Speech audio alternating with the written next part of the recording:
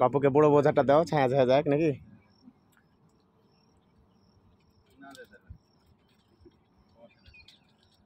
হাঁটেন হাঁটেন, ওই যে ঢোঁড়া সাপ গো, ওই যে ওখানে ঢোঁড়া সাপ বসে আছে, ওই ড্রামের উপর বসে থাকে।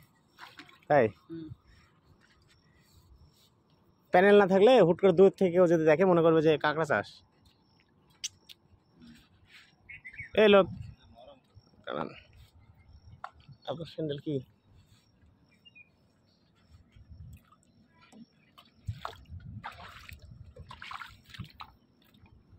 এগুলো ফুড গ্রেড প্লাস্টিক, এটা নরম, এই যে এই জায়গাটা নরম।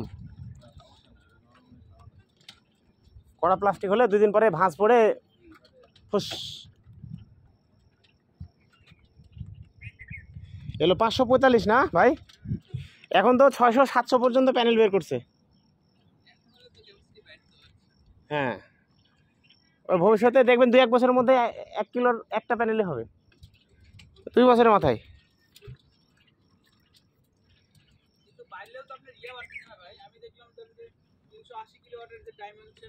হ্যাঁ,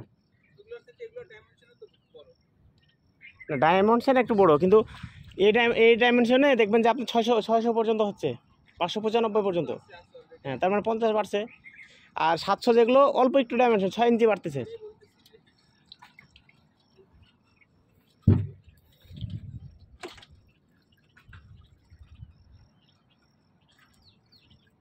দোল খাচ্ছে না, নাট বোল্ট সিস্টেম করা আছে ভাই, এই যে